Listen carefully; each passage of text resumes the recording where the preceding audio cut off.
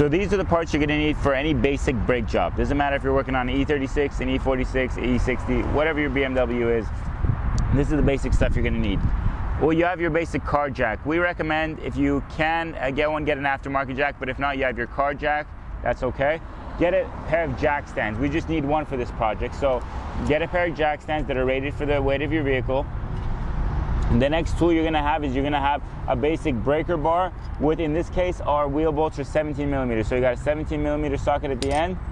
You have a basic flathead Phillips, basic flathead screwdriver.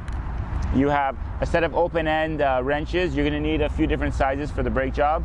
You're gonna need some kind of either pliers or some kind of clamp to release the piston back into its place so you can put the new pads on. Basic hammer always comes in handy to knock, help you with knocking the bolts loose. And that's it. You pretty much have the basic tools you need for a brake job. All right, so we have our car here. We're gonna have to open up, get access to the jack point. So you just get a flathead screwdriver, twist it counterclockwise, pops right out. Let's put this in a safe spot. You're gonna grab your jack, line up the hole, make sure it's fully in there, and then you're gonna start jacking up the car to take it up. And you're gonna have your jack stand handy to put under either the control arms or some secure part of the frame to be able to hold up the car.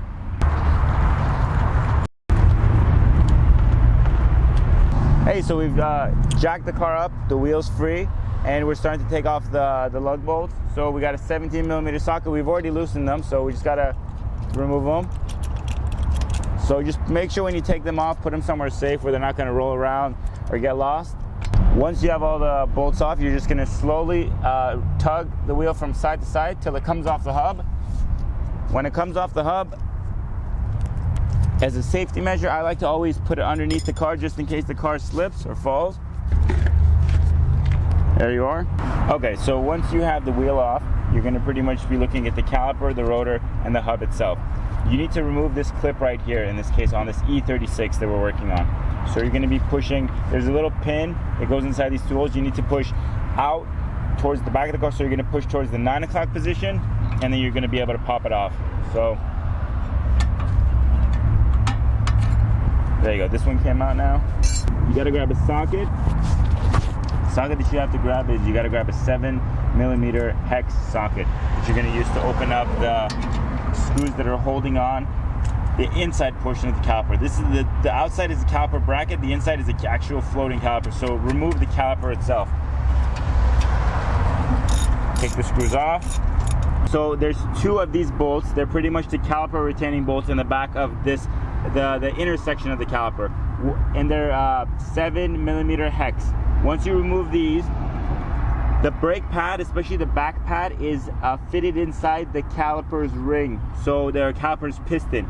So you have to pull the pads and this portion of the caliper off at the same time.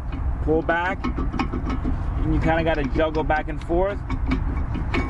There you go. Once it comes off, the front pad, you can see, comes off easily. The back pad, be careful because it has a little retainer clip that it's held inside the circular portion of the piston. This is where your clamp comes into place. You're gonna put the clamp around the piston and force the piston to go back into the cavity. That way you can put your new pads on and not have an issue. So slowly, you just, inch by inch, you just clamp down till the piston goes back in further and further, and you keep on doing it till it's fully recessed. Just to show you guys what the different pads look like, this is the used pad and this is the brand new pad. You can see the thickness definitely changes. These pads definitely had very little life left. You can kind of see the thickness right there. So that's why you got to make sure you change your pads on time, because this is a big time safety issue. So you grab the two pads that are the matching sides, just pop them on. Usually there's no left or right side, they're all universal. So this part with the little clip goes inside the inboard side, and then this is the outboard side. As one tip is these cars have the brake sensor. So these pads have a little notch cut in it. We've got a brand new sensor that you're gonna get.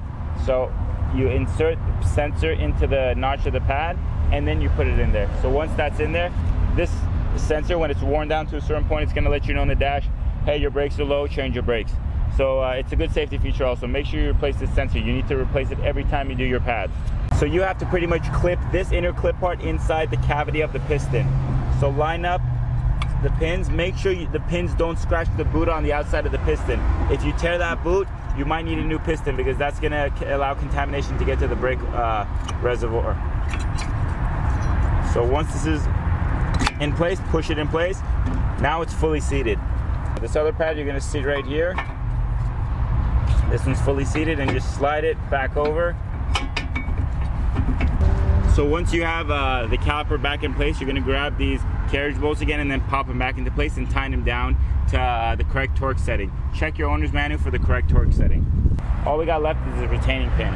So you're just going to align the retaining pin. Once it's aligned correctly, the easiest way I've found is if you get a flat screwdriver, push against the hub, and just pop it into place.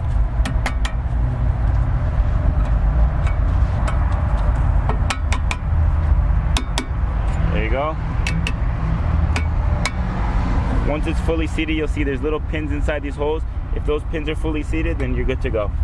All right, and that's pretty much it. You got one side done. So this wraps up the brake job on the E36. You saw pretty much it only took about 10 minutes. It's very easy. You just got to make sure you do it correctly because this is a safety issue. It really isn't that hard if you guys decide to do it yourself. If you have any other questions, you can visit stealthauto.com or give us a call.